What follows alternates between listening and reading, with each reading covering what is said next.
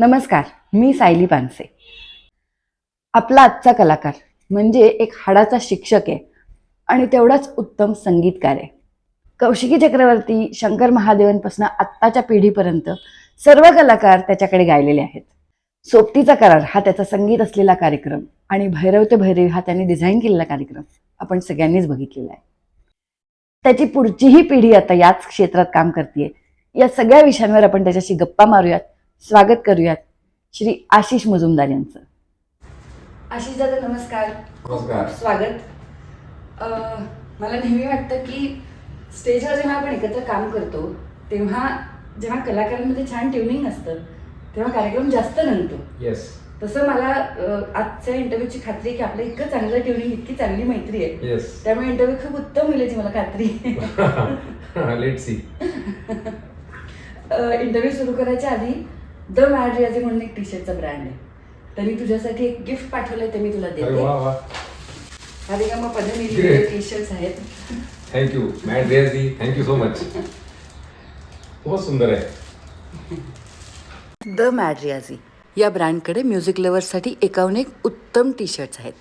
untold_10 हा promo code वापरून 10% discount मिळवा आणि आजच आपला टी शर्ट ऑर्डर करा. तू हाडाचा शिक्षक आहेस. शिकवणं तुला खूप आवडतं आणि त्याबरोबर संगीत तू देतोस. तर ह्याच्यातलं पहिलं निवडायला काहीतरी सांगितलं तर काय निवडशील? फारच अवघड प्रश्न आहे. पण पहिलं निवडायचं म्हटलं तर संगीत आणि शिक्षण. खरं तर त्याला त्याच्या बरोबरीने येतच. म्हणजे मला संगीतही शिकवायला आवडतं आणि मी इंजिनिअरिंग कॉलेजमध्ये प्रोफेसर होतो. मला इंजिनिअरिंगही शिकवायला खूप आवडतं. मुळात दोन्ही गोष्टी त्याच्यामुळे मी सिलेक्ट केल्या. जर माझं करिअर बघितलं तर त्याला कारणही तसं होतं मुळात की दोन्ही गोष्टी सिलेक्ट का केल्या. तर म्युझिक तर सोडू शकत नाही. आपण संगीतकार होऊ शकतो हे वयाच्या कुठल्या तरी टप्प्यावर जेव्हा लक्षात आलं कॉलेजमध्ये, तेव्हा हेही लक्षात आलं की I cannot make music as my source of income. तो माझा स्वभाव नाही, तो माझा संगीताकडे बघण्याचा दृष्टिकोन नाही. त्याच्यामुळे मी बऱ्यापैकी करिअर माझं टीचिंगमध्ये करून जिथनं तुम्हाला कदाचित म्युझिक करण्याकरता जास्त वेळ मिळू शकतो हे ठरवून दोन्ही गोष्टी करत आलो. तर म्हटलं तुम्ही दोन्ही गोष्टी सिलेक्ट केल्या, म्हणजे शिक्षणही केलं आणि म्युझिक तर सुरूच आहे. तुझ्याकडे अनेक मोठे मोठे कलाकार गायले. शंकरजींपासनं, कौशिकीपासनं अगदी आजच्या जनरेशनपर्यंत सगळे तुझ्याकडे गायलेले. तर एखादं कॉम्पोजिशन केल्यावर कुठल्या एका मोठ्या गायकाला द्यायचं का कुणाला गायला द्यायचं हे तू कशावरनं ठरवतोस पहिली गोष्ट. आणि दुसरी गोष्ट मला असं वाटतं की जर का कुठल्या तरी मोठ्या कलाकाराला दिलं तर ते तेवढं गायलं जात नाही. म्हणजे आता तुझं कुठलंही एखादं उत्तम कॉम्पोजिशन जेव्हा तू कौशिकी चक्रवर्तींना देतोस तेव्हा ते तेवढं लोकांपर्यंत पोहोचत नाही कारण ते गायलं जात नाही. मग त्या मनाने नवीन पिढीतल्या लोकांना दिलं तर ते परफॉर्मन्स मधनं गातात. तर मग अशा वेळी असे गायक निवडायला पाहिजेत असं वाटतं का? हां, बऱ्याच वेळेला गायक तुम्ही निवडत नाही. बऱ्याच वेळेला तुम्हाला कोणातरी करता काम करायचं असतं तेव्हा ऑलरेडी ठरलं असतं की अल्बम यांच्याकरता करायचं आहे. किंवा शंकर महादेवनलाच घेऊन मला गझलचा अल्बम करायचा होता असंच प्रपोजल होतं. त्याच्यामुळे मी सगळे कॉम्पोजिशन शंकर करताच केले. आता हा भाग तुझा खूपच खरा आहे की हे कॉम्पोजिशन जर गायलं नाही, लोकांसमोर जास्त आलं नाही तर ते लोकांपर्यंत पोहोचत नाही. पण अशा कित्येक गोष्टी आहेत की ज्या सर्वसामान्य माणसांपर्यंत पोहोचतच नाहीत आणि अत्यंत उत्तम घडलेल्या असतात. सगळ्या गोष्टी सगळ्यांपर्यंत पोहोचतातच असं नाहीये. आणि मला नाही असं वाटत की ते कॉम्पोजिशन जर सगळ्यांपर्यंत पोहोचलं नाही तर म्हणजे त्याचं फलित त्याच्यामध्ये आहे की ते सगळ्यांपर्यंत पोहोचलं पाहिजे. बऱ्याच वेळेला स्टेजवरनं काही गाणी तुम्हाला सादर करताही येत नाहीत, ज्याला आपण स्टुडिओ रेकॉर्डिंग म्हणतो, अरेंजमेंटची गाणी म्हणतो. तर ती गाणी स्टेजवरनं त्यांना गाणं मुश्किल पण असतं. जनरली क्लासिकल बेस्ड अभंग म्हणा किंवा असं काही असेल तर एखादा क्लासिकल आर्टिस्ट स्टेजवरनं गाऊ शकतो. पण पुन्हा त्याला लिमिटेशन्स आहेतच. समहाऊ त्यांनाही असं वाटतं की आता एकच भजन गायचं तर ते मी पॉप्युलर गावं. ही एक इन्सिक्युरिटी खूप आर्टिस्टमध्ये आहे. खरं तर ही त्यांची जबाबदारी पण आहे. पण मला असं आठवतं की पंडित प्रभाकर कारेकरांचा जो मी अल्बम केला होता आणि त्याच्यामधली भजनं इतकी उत्तम होती आणि त्यांना ती इतकी आवडली होती की पुण्याच्या एका कॉन्सर्टमध्ये कारेकरांनी तो अभंग गायला होता. तर समोर अगदी दिग्गज लोक बसले होते. त्र्यंबकराव जानोरीकर होते, अण्णासाहेब वाटवे होते, सगळे जयमालाताई होत्या. त्यांनी तो अभंग उचलून धरला वा. आणि म्हणजे कारेकर बुवांना 5, 6, 7 वेळा त्यांनी ध्रुपदच गायला लावलं. आणि असं झालं की कारेकर बुवांनी ती मैफिल थांबवून अण्णा याचा संगीतकार इथे समोर हा छोकरा बसलाय असं म्हणून मला उठून पाया पडायला लावलं. वा. तर हा माझ्या आयुष्यातला एक खूप मोठा अविस्मरणीय प्रसंग होता. तर तुम्ही नवीन सादर केलं तर लोक ऍक्सेप्ट करतीलही कदाचित, आणि लोकांना त्याची सवय पण लागू शकते. पण गायका आणि संगीतकाराला पुन्हा असं वाटतं की माझं कॉम्पोजिशन एस्टॅब्लिश लोकांनीच गावं, कारण प्रत्येकाला प्रत्येकाचा हात धरूनच मोठं व्हायचं असतं. तर खरं तर मोठ्या एकदा एस्टॅब्लिश झालेले संगीतकार आहेत त्यांनी नवीन लोकांना घेऊन काम केलं पाहिजे, आणि त्यांना घेऊन त्यांनाही कळतं की नवीन कॉम्पोजिशन कसं गायचं मुळात. आणि एस्टॅब्लिश सिंगर्सनी कॉम्पोजिशन स्टेजवरनं गाऊन किंवा जिथे जमेल तिथे गाऊन ते बरोबर केलं तर. पण हा फार म्हणजे हा अवघड विषय आहे एकतर, आणि हा ज्याचा त्याचा आवडीचाही प्रश्न आहे. का तू वेगवेगळ्या प्रकारच्या गीत प्रकारांना चाली दिल्यास, म्हणजे त्यात वेगवेगळे जॉनर आले, पण तरी सुद्धा त्याच्यामध्ये गझल आणि अभंग ह्याच्यात तुझा हातखंड आहे, तर त्याच्याबद्दल ऐकायला आवडेल. माझ्या जवळपास 60 अल्बम्सपैकी 40-42 अल्बम्स अभंगांचेच आहेत, वा.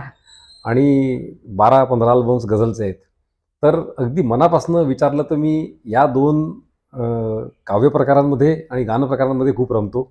खूपच आवडतं. म्हणजे एकटा असताना मला जनरली तुम्ही काय घेऊन बसता, तर तुम्हाला गझल आणि अभंग याच्या चाली करायला खूप आवडतं. हा कदाचित स्वभावाचा भाग असेल, कदाचित संस्कारांचा भाग असेल. घरात ज्या पद्धतीचं वातावरण होतं, लहानपणापासून घरात बाबा भजन गायचे. आमच्या घरात खूप भजनं यायचे, भजन मंडळींचे. तर भीमसेन जोशींचे अभंग असं गात गात गात गात, आणि त्यातली मजा लक्षात यायला लागली. तो असा एक पखावज आणि याचा जो नाद आहे ना, त्याने मला आतनं हल्ल्यासारखं होतं. तर हे कदाचित डायरेक्ट कनेक्शनही असलं पाहिजे. तर मला अजूनही खूपच मजा येते म्हणजे अभंग आणि या विषयात कॉम्पोजिशन करताना. बरं, त्याच्यात तुम्हाला क्लासिकल बेस्ड कॉम्पोजिशन करता येतात, अभंग तुम्हाला खूप पद्धतीत कॉम्पोज करता येतात, गायकाच्या स्वभावानुसार करता येतात. तर हा एक विषय. आणि मला असं खूप काम केल्यानंतर असं माझ्या लक्षात आलं की अभंग आणि गझल ह्या खूप वेगळ्या गोष्टी नाही आहेत. दोघांमध्ये अध्यात्म आहेच. म्हणजे एक सुफियाना कनेक्शन दोघांमध्ये आहेच आहे. आणि त्याच्याचमुळे जलोटा खूप कम्फर्टेबली भजन आणि गझल उत्तम गातात. तर खूप डीपमध्ये विचार केल्यानंतर तुमच्या असं लक्षात येईल की भजन आणि अभंगांचं एक असं सर्कल फॉर्म होतं. कुठूनही कुठे गेले तर तुम्हाला 2 गोष्टी भेटू शकतात. अनेक अभंगांच्या फक्त गायच्या पद्धतीमुळे आपल्याला कदाचित लक्षात येत नाही, पण बऱ्याच वेळेला म्हणजे चालींमध्ये देखील खूप साम्य येऊ शकतं. किंचित थोड्या बदलाने जर गायचा ॲटिट्यूड चेंज केला तर तुम्हाला तीच चाल गझल अंगाने पण गाता येते. तर हे अगदी क्लोज टू माय हार्ट म्हणतात तसे याचे गायन प्रकार आहेत. पण असा मराठी कुटुंबात जन्म होऊन सुद्धा उर्दू आणि गझल हे सगळं विषय एवढ्या जवळ कसे काय तुझ्या? हा खरंच खूपच म्हणजे न उलगडलेलंच कोड आहे हे. आणि मला असं वाटतं की या गोष्टी वरनच येत असाव्यात, कारण ज्या वयामध्ये मला उर्दू गझलचं वेड लागलं त्या वयामध्ये मला ते शब्द काहीच कळत नव्हते. 5वी मध्ये मी असताना आमच्या नागपूरला एक खूपच गंमत होती की नागपूरला त्याला पान ठेला म्हणतात, जे पानाची दुकानं असतात ती. आणि त्या काळी पान ठेल्यांवर मोठे स्पीकर्स आणि अप्रतिम साऊंड सिस्टीम असायच्या. आणि मी खूपदा बघितलं की तिथे गुलाम अलीची कॅसेट लावलेली असायची. तर एकदा असंच मी बाबांबरोबर गेलो होतो आणि मी साईडलाच थांबलो होतो, पण मला ते भयंकर अद्भुतच वाटलं जे काही चाललं होतं ते. आणि त्याच्यानंतर मी बाबांना सांगितलं तर त्यांनी एक छोटा टेप रेकॉर्डर आणि त्याच्यात गुलाम अलीची एक कॅसेट आणली होती. तर ते हंगामा है की बर्फा अपनी धुन में रहता हूँ अशी ती कॅसेट होती. इतकं वेळ लागल्यासारखं आम्ही ते ऐकत होतो. कळत तर काहीच नव्हतं, पण जे कानावर पडतंय ते काहीतरी अद्भुत आहे. मी तर इतक्या वाकड्या तिकड्या शब्दांमध्ये त्या गझला म्हणायचो की मला आता ते आठवत आहे, पण मला त्या काही खूप मजा यायची. तर जे इतरांचं होतं तसंच माझं झालं की सुरुवातीला गझल या प्रकाराकडे त्याच्या सांगीतिक इंटरेस्टिंग फ्रेजेसमुळे मी अट्रॅक्ट झालो आणि म्युझिकमुळेच अट्रॅक्ट झालो. आणि बरेच वर्ष त्यातल्या म्युझिकवरच काम करत करत नंतर खूप लक्षात आलं की म्युझिक सेकंडरी पार्ट आहे त्यातला आणि प्रायमरी पार्ट त्यातली पोएट्री आहे. मग त्याच्यावर काम करत करत थोडा त्यातला अभ्यास झाला. पण हे खरंच वर्ण आलंय. म्हणजे मला आणि असंही लक्षात आलं की गझल गाणं हे तुम्हाला मुळातच यावं लागतं, कळावं लागतं. तुम्हाला तालासुरात गाता येतं म्हणून तुम्ही गझल गाऊ शकाल असं होत नाही. तर ते त्याचा तो सेन्स तुम्हाला बिल्ट इन लागतो. मगाशी आपलं बोलणं झालं की तू अनेक कलाकारांबरोबर काम केलंस. तर कुठला असा अविस्मरणीय प्रसंग कुठल्या कलाकाराबरोबर काम केलेला? अं, खूप आहेत खरं तर, पण अगदी लक्षात राहील असे मोजके आहेत. अं, मला असं लक्षात आलं की जेव्हा तुम्ही एखाद्या सिंगरकडनं तुमचं कॉम्पोजिशन गाऊन घेता, हां. तेव्हा 90% वेळेला तर सिंगर तुमच्या 80-85%च परफॉर्म करतो आणि ते तुम्हाला ॲक्सेप्ट करावं लागतं. हं.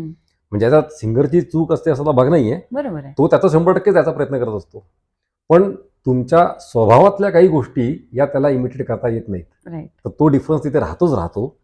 तर त्या किती डिग्रीला अलाउ करायच्या याच्यावर तुम्ही ते कॉम्पोजिशन ॲक्सेप्ट करायचं की नाही ठरवता. ऐकणाऱ्याला ते कळत नाही. हो, हो. पण कॉम्पोजर इज नेव्हर सॅटिस्फाईड. कारण त्याला असं वाटतं बरं. की ते हे राहून गेलंय. पण ते जर तुमच्या स्वभावाचा एलिमेंट राहिला असेल तर काही फरक पडत नाही. हां. कारण तो कसा येईल त्याच्यामध्ये. तर बऱ्याच वेळेला हा हट्ट धरणंही चुकीचं असतं की तू मी जसं सांगतोय तसंच गा. हा हट्ट असतो काही लोकांचा, पण तो मला वाटत नाही फार बरोबर आहे. तुम्ही एक स्ट्रक्चरच त्याला दिलं पाहिजे, कारण तो त्याचा स्वभाव त्याच्यात टाकणारच आहे बऱ्याच वेळेला. तर पण काही लोक मात्र अशी होती आयुष्यात आली की ज्यांनी खरंच 100% परफॉर्मन्स दिला, बरं. की अत्यंत उत्तम प्रिपरेशन करून स्टुडिओत आले. उत्तम माहीत होतं काय गायचं आहे ते. फार कमी ग्लासच्या अक्रॉस तुम्हाला सांगायची वेळ आली. त्यातलं उत्तम अनुभव मला होता तो म्हणजे कौशिकीचा होता. फार सुंदर तयार करून आली होती. संजीव अभ्यंकर फार प्रिपरेशन येतो. अगदी ठरलेलं असतं त्याचं काय गायचं आहे ते. सावनी शेंडे खूप छान प्रिपरेशन करून येते. देवकीताईचा एक खूप छान एक्सपिरियन्स आहे. तुझा खूप छान एक्सपिरियन्स आहे. तुझ्याबरोबर जी काही रेकॉर्डिंग केली ती अत्यंत उत्तम प्रिपेअर करून केलीत. पण ही सगळी मंडळी मी सांगितलेलं माझ्या समाधाना इतपत गाऊ शकली. पण याहीपेक्षा मला वाटलंच नाही अशा पद्धतीमध्ये कॉम्पोजिशन गायलं गेलं. म्हणजे 100% पेक्षा जास्त जे गायलं गेलं ते म्हणजे इर्शाद अली मेहदी या सध्याच्या अत्यंत लिडिंग गझल सिंगर बरोबर मला जी काम करायची संधी मिळाली, तर ते माझं कॉम्पोजिशन मला ऐकायला लागल्याबरोबर मला म्हणजे मी रडायलाच लागलो की मला असं वाटायला लागलं की हे कुठे माझं कॉम्पोजिशन होतं. तर माझ्या कॉम्पोजिशनचा बाज समजून घेऊन त्यात स्वतःचं टाकून ते कॉम्पोजिशन, बाळा तू इथे गातोस तसं नाही, ते इथे गायला गेलं पाहिजे हे दाखवणारा एकच अनुभव तो म्हणजे इर्शाद अली मेहदींचा होता. खूपच म्हणजे खरं तर ते काम झाल्यानंतर मला असं वाटलं की आपला आयुष्यातला आता शोधच संपलेला आहे. इतकं समाधान, अगदी होल पर्पज की आपण जे काही हातपाय मारतोय सगळं असं एक शांतता आली आयुष्यामध्ये. त्यांच्याबरोबर काम केल्यानंतर खूप दिवस मी त्याच मूडमध्ये होतो. कारण माझा स्वभाव असा आहे की एखाद्या बरोबर काम केल्यानंतर मी त्याचा पूर्ण अभ्यासही करत असतो. कारण माझं शिक्षणच सगळं त्यातनं होत असतं. मी काही संगीताचं कुठे फॉर्मल एज्युकेशन घेतलेलं नाहीये. कोणाचकडे मी अजून गाण्याच्या क्लासलाच गेलेलो नाहीये. त्याच्यामुळे तुम्हीच सगळे लोक आजूबाजूला जे माझ्याबरोबर काम करता हेच माझे गुरुजन आहात. आणि तुमच्या प्रत्येकाकडनं मी तुम्हाला ऑब्झर्व करत, तुमच्या चर्चांमधनं, तुमच्या बोलण्यांमधनं, तुमच्या गाण्यांमधनं मी सांगितलेली ओळ तू कशी गाते याच्यावरही माझा अभ्यास करत असतो. बऱ्याच वेळेला कदाचित तू खूप चांगली गाऊन जातेस, जे मला डोक्यातही नसेल कदाचित. तर हाही माझ्या शिक्षणाचा भाग असतो. तर इर्शाद अली मेहदींचा मी खूपच अभ्यास केल्यानंतर ज्यांनी माझ्या कॉम्पोजिशनच्या स्टाईलमध्ये, माझ्या सोचमध्ये खूप फरक पडला कॉम्पोज करतानाही. सोबतीचा करार आणि भैरव ते भैरवी असे 2 महत्वाचे कार्यक्रम तू करतोस, तर त्या कार्यक्रमांबद्दल ऐकायला आवडेल. मला म्हणजे भैरव ते भैरवी हा कार्यक्रम मी डिझाईन केला आहे कम्प्लीट. आणि अगदी कन्सेप्ट जरी साधी सोपी सरळ असली की सकाळचा राग भैरव आणि हळूहळू दिवस जसा सहज जातो तसा राग कसे बदलत जातात आणि भैरवीपर्यंत आपण गातो त्याच्यामध्ये. तरी कॉमन मॅनला की ज्यांना असं वाटतं की ते क्लासिकल म्युझिक आम्हाला कळत नाही, ते आम्हाला समजत नाही, ते एन्जॉय कसं करतात आम्हाला माहीत नाही. म्हणजे थोडक्यात काय तर classical music is not going to be my cup of tea असे म्हणून त्याच्याकडे पाठ फिरवणारी जी लोक असतात, तर लाईट म्युझिकच्याच माध्यमातून त्यांच्यापर्यंत क्लासिकल म्युझिक पोचवायचं या एका थ्रेडने काम करत मी तो प्रोग्राम डिझाईन केला होता सगळा. मग असं अहिरवैरव मधलं पिक्चरमधलं गाणं घ्यायचं, मग त्यातनं थोडं त्याची बंदिश गायची. ती 2.5-3-4 मिनिटं बंदिश नक्की सहन करतात लोक. आणि पंडित विजय कोपरकर त्याच्यात गात होते. ते इतका अप्रतिम क्लासिकली तो राग मांडायचे की लोकांना ते आवडून जायचं. कदाचित at the end of the programme लोकांना हे लक्षात येत असेल की यार ते लाईट म्युझिक वगैरे आम्हाला आवडतं कळतं म्हणून, पण क्लासिकल म्युझिक ऐकलं पाहिजे ऍटलिस्ट. तर हे खूप मोठं काम झालं आणि जगभर त्याचे कार्यक्रम केले. खरं तर अमेरिका, कॅनडा, इंग्लंड सगळीकडे हा कार्यक्रम कधीच फ्लॉप झाला नाही. म्हणजे वा. एकदा इंदोरच्या लोकांकरता की जे सगळे बॉलिवूड वगैरे ऐकणारे लोक होते, एक उच्चभ्रू लोकांचा क्लब होता आणि जिथे त्यांनी केवळ आमच्या आग्रागाथा तो प्रोग्राम ठेवला होता, तर सगळे असे येऊन बसले होते. तर क्लासिकल म्युझिक अदरवाईज त्यांना अजिबात कदाचित ऐकत नसावेत. त्यांच्या ऑर्गनायझरने एकदा आम्हाला सांगून बघितलं की यार बहुत रिस्क आहे, हम लोग ऐसे सुनते नाही वगैरे. पण त्यांनीही तो प्रोग्राम खूप जबरदस्त एन्जॉय वा, केला. वा. इतकी त्या प्रोग्रामची ताकद होती. तर हा प्रोग्राम डिझाईन करताना खूपच मला मजा आली. आणि सोबतीचा करार तर is very close to my heart, कारण गझल्सच कॉम्पोज करायचे आहेत. त्या अत्यंत उत्तम लिहिलेले आहेत. अप्रतिम व्याकरण त्या गझलमध्ये मेंटेन झालेलं आहे. आणि स्वतःच्या कॉम्पोजिशनचा एखादा प्रोग्राम तुम्हाला करायला मिळणं याच्यासारखं भाग्य नाही. तर सोबतीचा करार पण आमचा सध्या खूपच उत्तम चालला आहे कार्यक्रम. आणि त्याच्यातही आता गझलच आहे खरं तर, पण गझलमध्ये we are trying to make variety of compositions. म्हणजे व्हर्सटॅलिटी इन सिंगिंग जे म्हणतात अदरवाईज, तो बऱ्याच वेळा चुकीच्या अर्थाने वापरतात शब्द, की तुला पोवाडाही गाता आला पाहिजे, तुला गझलही गाता आली पाहिजे. दिस इज नॉट व्हर्सटॅलिटी. त्याच्यात स्वभाव कम्स इन टू पिक्चर. पण याच्यामध्ये गझलच कॉम्पोज करायची आहे, पण ती कव्वाली ढंगाने करता येते, ती म्हणजे सिम्पल कॉर्ड्सनी करता येते, ती तुम्हाला हार्डकोअर कॉम्पोजिशन्सनी करता येते.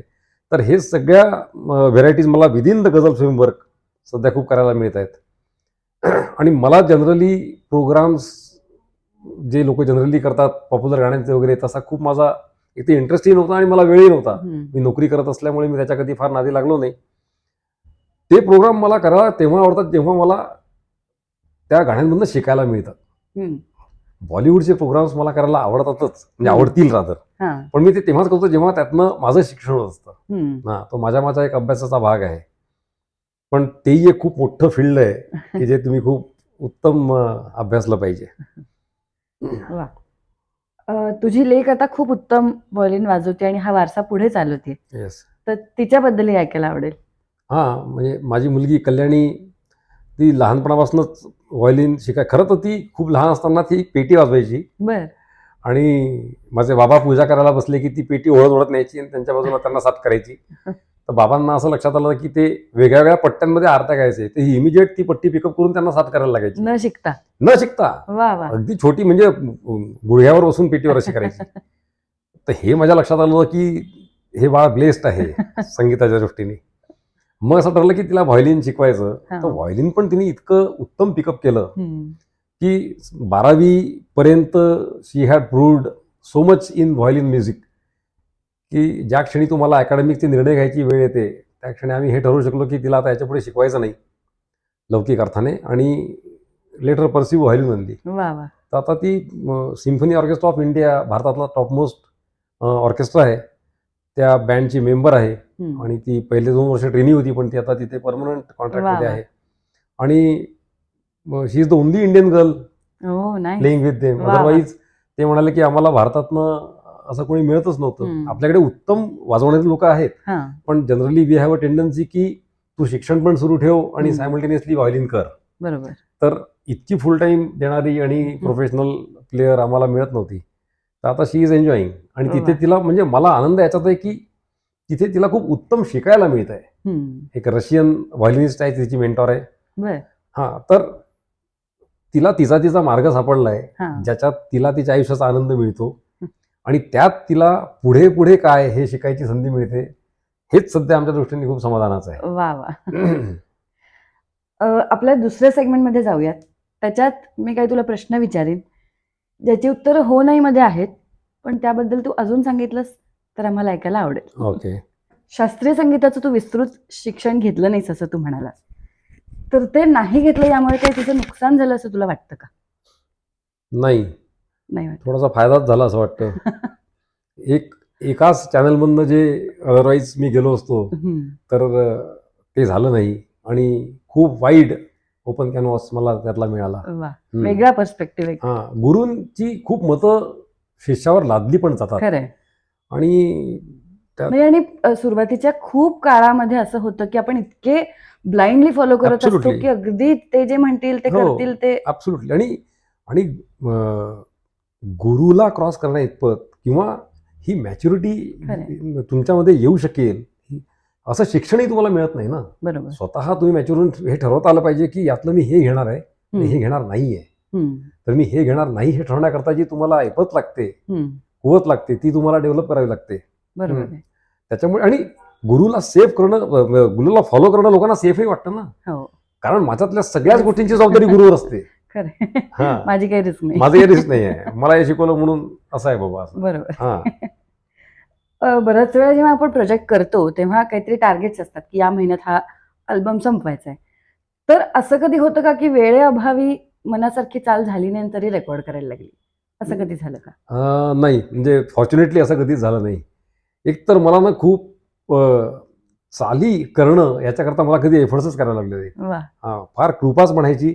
त्याच्यामुळे मी बऱ्याच वेळा सांगताना सांगतोय की मी सगळ्या चालींवर कधीच माझा हक्क सांगत नाही. कारण ज्या गोष्टीची निर्मिती प्रक्रियाच तुम्हाला सांगता येत नाही त्याचा अर्थ ती it belongs to somebody else. तर तुम्ही फक्त माध्यम होते ती इथे येण्याकरता, तर मग त्याच्यावर खूप क्लेम करण्यात मतलब नाही. मला वाटतं हा भाव आहे म्हणूनच ते होतंय. असं असेल मी कदाचित. केलंय असं हो. म्हटलं की मग संपली नाही प्रतिभा आणि गेली. खूप म्हणजे आपण इतके गैरसमजात जगतो, मी केलंय. अजिबात तसं नाही आहे, अजिबात तसं नाही आहे. तुमच्या घरात कोणीतरी एक नळ आणून सोडलेला आहे आणि एक नेहमी लक्षात ठेवलं पाहिजे की तोटी कुठे आहे तुम्हाला माहित नाही आहे. आणि तुमची जबाबदारी अशी आहे की तुमचं पाणी घेऊन झालं की वस्तीतल्या सगळ्या लोकांना पाणी देण्याची तुमची वा. जबाबदारी आहे. वेल सेड. वा वा. मग अशी आपण ह्याच्याबद्दल बोललो की गायकाने तुझी 100% मनासारखी चाल गायली नाही असं झालं का? तर हे आपण बोललो मग अशी मेलडीपेक्षा रिदमला सध्या खूप महत्व आले असं तुला वाटतं का? नाही, हे हे थ्रूआउट होतंच. तुम्ही जर तुमच्या पर्पज ऑफ म्युझिक तुमच्या लक्षात असेल ना, पुन्हा पुन्हा मी सांगतो की तुम्ही जर म्युझिक कोणाकरता करणार असाल तर तुम्हाला त्यांच्या रिक्वायरमेंटप्रमाणे म्युझिक करणं फार आवश्यक असतं. करेक्ट? ती त्यांची गरज असते. आता कमर्शियल म्युझिकला मला लग्नात नाचायचंच गाणं करायचं आहे, मग तिथे रिदमच आधी ठरतो. करेक्ट? तर purpose of the song before you design it जर तुमच्या डोक्यात असेल तर ते, आणि ऑब्व्हियसली कॉमन मॅनला तुम्हाला जर म्युझिक आवडेल असं करायचं असेल तर त्याला कुठे त्यातलं काही कळतं? त्यांना फक्त रिदमच कळतो. पाय थिरकत आले की त्यांना सोपं वाटतं ते म्युझिक असं. तर हे थ्रूआउट असणार आहे आणि हे असंच आहे when it comes to popularity of music. पण मग या केसमध्ये सर्वसामान्य श्रोत्यांना इम्प्रेस करणं खूप सोपं आहे असं तुला वाटतं का? हो, खरं तर हे वयाच्या खूप उशिरा टप्प्यात तुमच्या लक्षात येतं. म्हणजे खरंच अवघड चाली करत नसतो. अवघड म्हणजे पुन्हा सिंपल आणि अवघड हे कोणतरी डिफाईन करतं, रिलेटिव्हली डिफाईन बरोबर. करतं. आता सर्वसामान्यांना गुणगुणता येण्यासारख्या चाली म्हणजे काय? का बरं सर्वसामान्यांना गुणगुणता याव्या? म्हणजे प्रत्येक माणसाला शॉट मारता येईल असा बॉल टाकणारा बॉलर चांगला असतो असं समजा म्हटलं, तर मग तुम्हाला प्रत्येकाला बॅट्समन का बरं करायचं आहे की नाही? वा. आणि मला तुझ्यासारखं नाही, मला त्या गाण्यामधल्या या इंट्रिकसीज अभ्यासाच्या होत्या म्हणून तर मी इतकी वर्षी साधना केली, म्हणून मी तप केला, मी तपस्या केली, मी रियाजाने गायक झालो. आता रियाजाने गायक झालेल्या माणसाला तुम्ही काम असं करायला सांगताय की जे प्रत्येकाला करता आलं पाहिजे, तर का बरं करता येईल त्याला ते?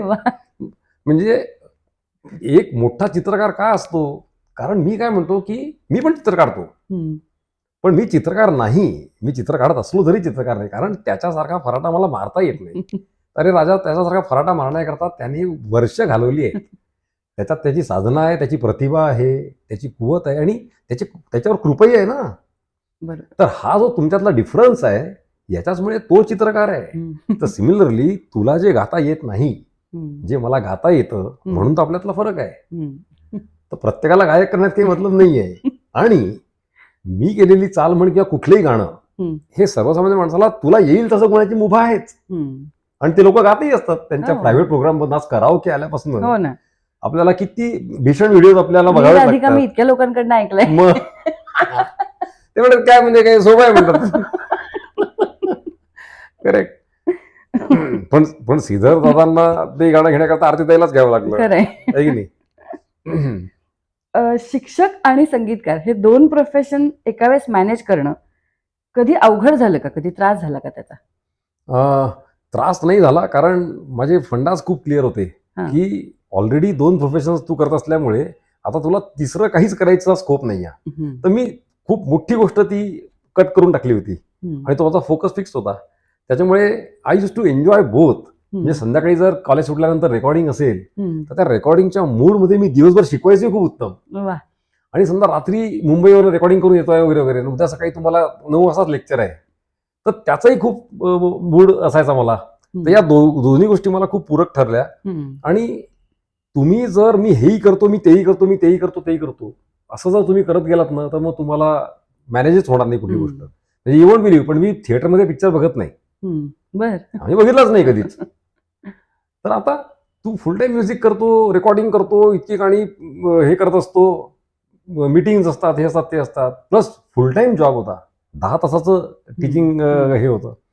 तर आता तुला सर्वसामान्यांच्या दृष्टीने ह्या गोष्टीच्या एन्जॉयमेंट असतात, त्या तुला नाही करता येणार बाबा.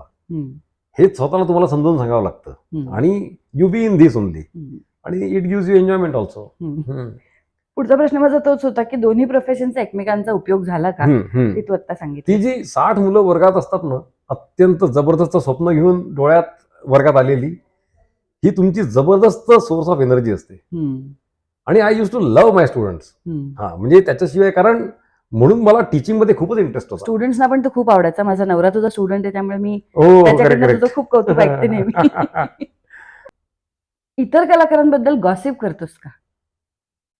म्हणजे काय आहे, तो लाफ्टर शो करण्याचा एक माझा स्वभाव आहेच खरं तर.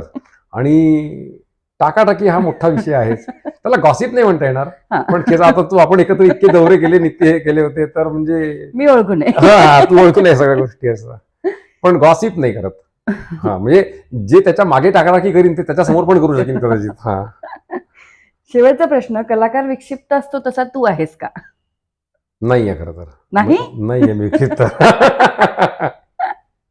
आतापर्यंत कोणी नाही म्हणलेलं नाही या इंटरव्ह्यू मध्ये. नाही ना. हा, मग मी कलाकारच नसेन कदाचित. तो कलाकाराचा विक्षिप्तपणा लोकांनी त्याच्याशी असोसिएट केलेला आहे. आणि नाही, मला वाटतं की तो मूडी असतो ना, की मूडी आता मला असतो. चाल करायची, मूडी मी काहीतरी करता करता मध्ये मुडी 100% ह्याला विक्षिप्त मे बी लोक म्हणत म्हणत असतील, असतील की अरे आता बसलं पण होतं. म्हणजे ते झाड कापा वगैरे असं नाहीये असं काही. हा. विक्षिप्त पण, आणि लोकांना आवडतं. बरेच लोक तो गुण अंगीकारतात. हा, की उद्या मी रस्त्यावरनं मी एक इथे कानात डूल आणि एक विचित्र रंगाची टोपी बुच्ची बिच्ची घालून गेलं, तर माझा सतत प्रयत्न काय असतो, हा गैरसमज आहे खरं तर, की प्रत्येक कलाकाराला सतत लोकांना सांगायचं असतं की I am not amongst you, मी तुमच्यापेक्षा खूप वेगळा आहे. तर बरेच लोक त्यांच्या क्वालिटीजमुळे स्टँडआउट होतात, पण बऱ्याच लोकांना ते होता येत नाही. मग स्टँडआउट कसं व्हायचं, तर ते दर्शनी भागातलं स्टँडआउट करतात. तर ही जी मला वाटतं तो एक स्वभाव होतो ना, की I need to be different. हा, पण तसं नाहीये मुळात. I am one amongst you. जितके तुम्ही ब्लेस्ड आहात तेवढंच मी ब्लेस्ड आहे. इतकंच सोपं आहे ते खरं तर. आणि या गोष्टी क्लिअर असल्या ना, तर तुमच्या खूप झंझटबद्दल तुम्ही ऑलरेडी बाहेर पडून जाता. तुम्हाला खूप त्या गोष्टींचा विचारच करावा लागत नाही, आणि खूप फोकस तुम्हाला तुमच्या कामावर करता येतो. खरंय. प्रश्न संपलेले आहेत. कार्यक्रमाचा, आपल्या इंटरव्ह्यूचा शेवट असा होतो की आम्हाला काहीतरी असं तुझी कला बघायची जी आतापर्यंत आम्ही बघितलेली नाही, तर गाणं सोडून काय करशील? अरे बापरे. ज्या गाणं सोडून बऱ्याच कला अशा आहेत ज्या इथे दाखवता येत नाहीत. ज्या आपण आपल्या करता करत असतो. मी एक, म्हणजे कदाचित फील्डमध्ये काम करणाऱ्या खूप लोकांना माहित पण आहे स्वभाव आणि टाकाटाकी. फार कमी वाक्य मी सरळ बोलतो हे सगळ्यांना कदाचित माहिती आहे. पण मी एक सांगते की मी आता गाते तर इतकं लोक प्रेम करतात, इतकं प्रेमाने वागतात, पण माझा अपमान करणार फक्त एकच माणूस आहे, आशिष. अरे नाही नाही नाही नाही नाही. नाही, अर्थात आपली खूप चांगली मैत्री आहे. ऑफकोर्स आय नो दॅट, गमतीने सांगते. आम्ही खूप एकत्र ट्रॅव्हल केलंय, त्याच्यामुळे काय म्हणतात त्याला, खूपच. And I enjoy that. आणि आय नो, चांगलं वाटतं की इतक्या हक्काने कोणी आपल्याशी बोलू शकतं. That is that feels good. Yes. तुम्ही माझ्या कॉलेजमध्ये मी असताना मी लाफ्टर शो केले होते. लाफ्टर शो म्हणजे पूर्वी फिश पॉइंटची जी कन्सेप्ट होती तशीच कन्सेप्ट होती. तर माझ्या कॉलेजपासनं तर माझ्या चेअरमनपासनं तर माझ्या इन्स्टिट्यूटवर जोक्स केले होते. प्रत्येक प्रोफेसरच्या नावाने जोक केला होता. तर त्यातला एक मी किस्सा सांगतो की जेव्हा, आणि लिटरली हाऊस पॅक. हा, आणि प्रिन्सिपॉल, डायरेक्टर, विरेक्टर सगळे समोरच्या रो मध्ये, डीन सगळे, तर त्यांच्या नावाने आणि आमचे प्रिन्सिपॉल यूज टू एन्जॉय दिस. आणि खरं तर ना, कॉलेजमध्ये माझी इमेज पण तशी होती. People use to enjoy my company. आणि कॉलेजमधल्या कोणावरही जोक करू शकेल, कदाचित ही गोष्ट मी मिळवली होती. म्हणजे तू करू शकतो. ऑफिसमध्ये गेलो तर 2 मिनिटात गेल्यानंतर सगळीकडनं फक्त खळखळ सर आलेत असं होत येतं. I am sure. तर ते म्हणजे तो माझा स्वभाव होता आणि सगळ्यांची मैत्री होती. आमच्या कॉलेजच्या लाफ्टर शोमध्ये मी एक किस्सा केला होता की आमचं कॉलेजचं ॲक्रेडिटेशन पहिल्यांदा होणार होतं. बर. दिल्लीची एक संस्था आहे ती तुमच्याकडे IITतले प्रोफेसर्स पाठवून तुमचं ॲक्रेडिटेशन करते बर. की तुमचं क्वालिटी स्टँडर्ड काय आहे, कसं आहे, काय आहे, ते सगळं असं. तर आम्ही त्याची खूप तयारी करत होतो. पण त्या तयारीच्या नावाखाली आम्ही काहीही करत होतो. म्हणजे प्रिन्सिपॉलवरनं मिटिंग घ्यायचे, HODना काहीतरी सांगायचे, मग HOD खाली येऊन आम्हाला ते सांगायचे की आम्ही सगळे कामाला लागायचो. तर मला असं वाटतं की म्हणजे हे कशाला पाहिजे असं. तर ही जी प्रोसेस होती तर या प्रोसेसमध्ये मी असं एक किस्सा केला होता की ज्या दिवशी प्रत्यक्ष व्हिजिट होती, उद्या सकाळी आता 10 वाजता ते येणार आहे, त्याच्या आदल्या दिवशी सगळी तयारी झालाय असं वाटलं असताना आमच्या HODनी मला बोलवलं आणि तिथे मी थोडी पुलस स्टाईल वापरली होती की स्वतःवरच हे करायचं. आणि HODनी मला बोलवलं की आता मुजुमदार सगळं आपलं झालंय बरं व्यवस्थित, आता मला फक्त तुमचं टेन्शन आहे की उद्या तुम्ही आता त्या कमिटीसमोर काय बोलाल आणि how can I just hide you, मला काही कळत नाही. खरं तर मी तुम्हाला उद्या सुट्टीच टाकायला सांगणार होतो, पण त्यांना प्रत्येक स्टाफ मेंबर फिजिकली चेक करायचा आहे म्हणून तुम्हाला उद्या यावं लागणार आहे कॉलेजला. पण एक लक्षात ठेवा, आपली जागा सोडायची नाही. मी म्हणेपर्यंत जागेवर बसून राहायचं. मी आपला सकाळी 10 वाजता कॉलेजला गेलो, माझ्या जागेवर बसलो. कोणी कोणी पळताना दिसत होतं, बाहेर हालचाल दिसत होती, कमिटी आली असावी कदाचित, माहीत नाही. 12 वाजेपर्यंत मी माझ्या जागेवरच बसलो होतो. तर मग 12 वाजता फॉर नेचर्स कॉल मला बाहेर जाणं भाग होतं, म्हणून मी हळूच केबिनमधनं बाहेर आलो आणि कॉरिडॉरमध्ये जायला लागलो. तर अचानक यू कम हिअर असा आवाज आला. तर एक सूट बूटमधला एक प्रोफेसर कोणतरी मला बोलत होता. मला लक्षात आलं, अरे ही कमिटी दिसते बरं का, हा कमिटी मेंबर असेल. मी त्यांच्याजवळ गेलो. त्यांनी मला विचारलं, are you a staff here? म्हटलं yes sir. Which department you are from? म्हटलं sir mechanical department. What are your strengths? मला लक्षात आलं. म्हटलं काल सर सांगत होते आपण काही बोलायचं नाही आहे. मी म्हटलं sir, we have submitted a report to you, correct? In that we have mentioned all our strengths and all. So please go and read the strengths. You've read about it. You tell me what is the strength of the department. You tell me one strength of the department. मग मी त्याला सांगितलं, म्हटलं sir staff is the strength of the department. अच्छा म्हणाला, and any weakness? म्हटलं strength of the staff is the weakness of the department. तो गडबडला. व्हॉट्स your name म्हणाला. त्याने माझी नेमप्लेट बघितली. Mister Mujumdar, for your kind information, I have gone through your strengths. Your HOD says you have well qualified, dedicated and hard-working faculty. Any comment on this? Sir, that is true. Those who are not well qualified, they must be dedicated. And what about hard-working? तो चिडला होता इवाना. म्हटलं sir, there is a spelling mistake. म्हटलं it should be hardly working faculty. तर तेवढ्यात एक staff member आपला बराच वेळ बाहेर गेलाय, त्याचं काय झालं म्हणून HOD त्यांना बघायला आले. तर त्यांना लांबून दिसलं की हा मुजुमदारशी बोलतोय. ते पळत आले, हॅलो हॅलो मिस्टर शेंग. तोपर्यंत आमच्यात सगळं पेटलेलंच होतं. त्याने विचारलं, mister Bhandari sir, who is this fellow? तर भंडारी सरांनी माझ्याकडे अत्यंत कौतुकाने वाकून बघितलं. He is mister Mujumdar, he is the strength of my department. असे खूप किस्से मी. हे खरं झालंय? नाही नाही नाही नाही हे किस्से लिहिले होते खूप. वा वा, क्या बात आहे. मी 1.5-2 तास मला वाटतं तू खरं स्टँडअप करायला पाहिजे रेग्युलरली. तू इतकं उत्तम करशील. स्टँडअप मी एक केला होता. म्हणजे शिकवणं, संगीतकार आणि स्टँडअप हे तिसरं फील्ड तू चालू. म्हणजे मी CUEP ला जेव्हा आमच्या बॅचला 25 वर्ष पूर्ण झाले होते तेव्हा आमच्या बॅच तर्फे भाषण मी दिलं होतं आणि ते कम्प्लीट स्टँडअप कॉमेडी म्हणून केलं होतं. तिथे कॉमेडीच केली होती सगळी. आणि फॉर्च्युनेटली ते युट्यूबवर अवेलेबल आहे. आमच्या डायरेक्टरने टाकलाय ते युट्यूबवर. पण म्युझिक फील्डवर पण तू स्टँडअप उत्तम करशील ना खरंच. नाही, मी करतो जनरली, पण मला ते पब्लिकली करावं असं वाटलं नाही. मला खूप पूर्वी, यू वोंट बिलीव्ह, मी एकेका बैठकीमध्ये 50-55 जोक सांगायचो आणि स्टुडिओमध्ये तर एकदा गोल बसून मी 100च्या वर जोक सांगितले होते. आणि नितीन वैद्य, शिवरंजनीचा मालक, तो माझ्या इतका मागे लागला होता की आशिष प्लीज तुझे जोक मला शूट करू दे, आपण 1-1 मिनिटाचे इन्सर्ट्स करू, हे करू. तर त्यावेळेला मला असं वाटलं की हे आपण नको करायला. कारण जनरली मला असं वाटायचं की कॉमेडी करणाऱ्या माणसाला लोक आयुष्यात सिरियसली घेत नाहीत. जे माझी फक्त कॉमेडी बघतील ना ते माझ्याबद्दल एक परसेप्शन करून ठेवतील की अरे हा. So generally people don't take. मग त्यांनी माझं म्युझिक पण सिरियसली घेतलं नसतं. केवळ तेवढ्या एका गोष्टी करता मी त्याचं कमर्शियलायझेशन केलं नाही. पण अदरवाईज तो माझा खूपच म्हणजे आवडता प्रांत आहे आणि एरवी तुम्ही बघत असता म्हणजे काय सुरू असतं ते. वा वा, थँक्यू. मस्त मजा आली, खूप छान गप्पा झाल्या. Thank you so much. आणि कधी असं आपली खूप चांगली मैत्री असल्यामुळे असं कधी सांगितलं जात नाही, but you are really inspiring to all of us. आणि तुझी जर्नी खरंच इन्स्पायरिंग आहे. Thank you so much. Thank you for everything. Thank you so much. Thank you so much. पलकन लागी मुरी पलकन लागी, पलकन लागी मोरी पलकन लागी, पलकन लागी मोरी पलकन लागी. श्याम बिना, श्याम बिना